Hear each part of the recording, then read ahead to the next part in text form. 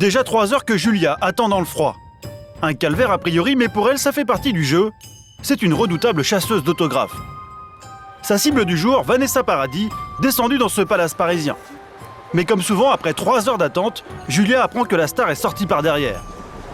On a un plan B, on va aller voir Gad Elmaleh à la sortie au Palais des Sports. Pas question de faire une soirée sans ramener un autographe. Ah non. Une bonne chasseuse d'autographes ne se décourage jamais. Il est 22h30, Gad Elmaleh termine tout juste son spectacle et l'humoriste risque de sortir d'un moment à l'autre. Mais cette fois-ci, Julia n'attendra pas pour rien. Elle va s'assurer auprès du gardien que Gad Elmaleh a bien prévu de passer par la sortie des artistes, comme d'habitude. Bonjour. Vous savez pas quand il sort? Il viendra pas là? Ça sent mauvais. Ce soir, le comédien était pressé, il est sorti par une porte dérobée. Julia est déçue mais reste philosophe. C'est un risque à prendre et puis il y a des jours avec, des jours sans.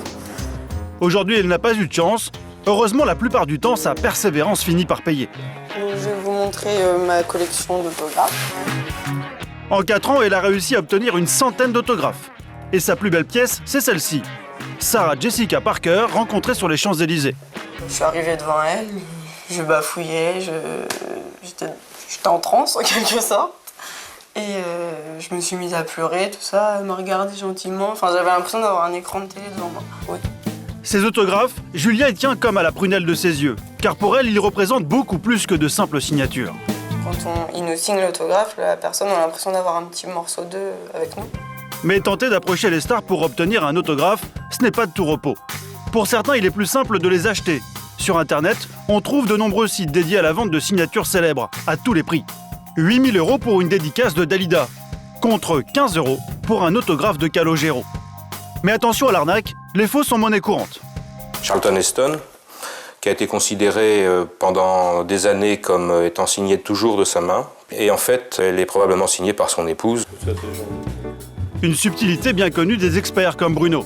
Sa mission, justement, c'est d'authentifier les autographes et bien sûr de déceler les faux. Au départ, un simple hobby pour cet ingénieur, mais aujourd'hui, il est devenu une vraie référence en la matière. C'est Thierry. Bon, ça va? Thierry est collectionneur. Il vient d'acheter 2 autographes, mais voilà, il a un doute.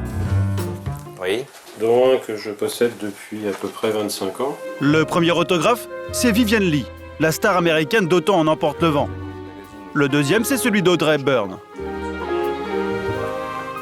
Déjà, tu vois, rien qu'à la lumière comme ça, hein, en faisant briller, ça donne le sentiment que tout est absolument uniforme dans la signature. C'est pas très très bon signe en soi. Dès le premier regard, Bruno tique sur la perfection de la signature. Trop uniforme pour lui, c'est mauvais signe. Pour plus de précision, Bruno va disséquer l'autographe à la loupe. C'est bien ce que je craignais. Hein. Il y a quelques petits signes qui trompent pas. Malheureusement, c'est un autopen. Hein.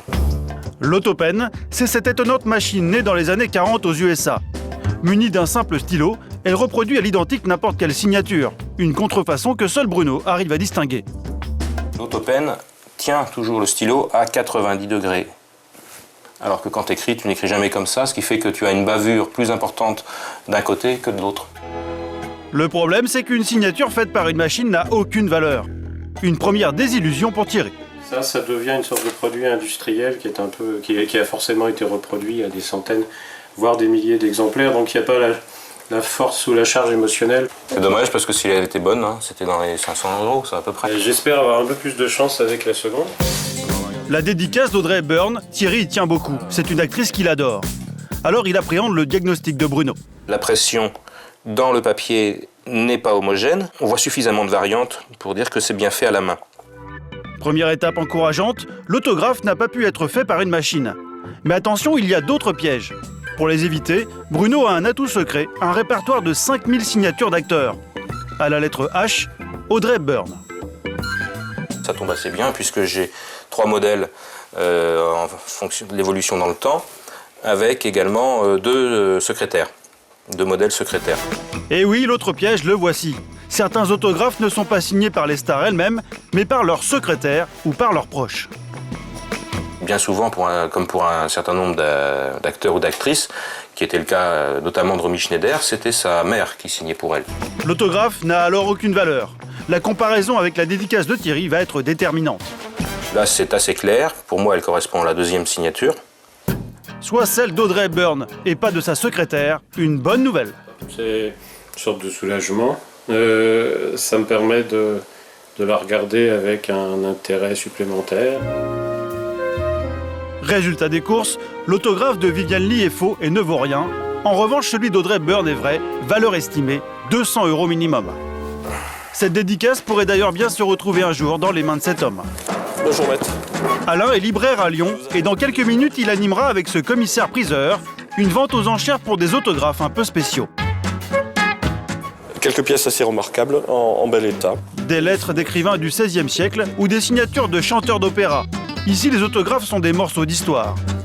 Et la plus belle pièce, c'est celle-ci. Une lettre de Paul Verlaine adressée à son éditeur. Alain espère en tirer un bon prix. On a peu de correspondance de lui, c'est de 2000 à 3000 €. Ces autographes, Alain les a récupérés auprès de collectionneurs qui espèrent se faire un peu d'argent, mais pas seulement. Certaines familles les retrouvent aussi dans leur grenier. Souvent, c'est des familles qui ont des cartons de documents en vrac, de vieilles lettres, et c'est un peu le travail avec l'expert d'aller farfouiller dedans. Et pour ces autographes d'un autre temps, les acheteurs viennent de toute la France. Des collectionneurs pour la plupart qui ont tenu à garder l'anonymat. Car ici, on peut dépenser beaucoup d'argent. 1350. Dans la salle, les prix grimpent vite. En quelques heures, 60 000 € d'autographes sont vendus. C'est au tour de la fameuse lettre de Paul Verlaine d'être mise en vente. 1300, 1400. 1400, 1500, 1600, 1600, 1800. 1800 € ensuite. Personne ne couvre l'enchère de 1800 €, c'est vu 1800. 1800 € l'autographe de Paul Verlaine. Une somme conséquente. Conclusion, évitez donc de jeter vos autographes. Ils peuvent un jour valoir de l'or.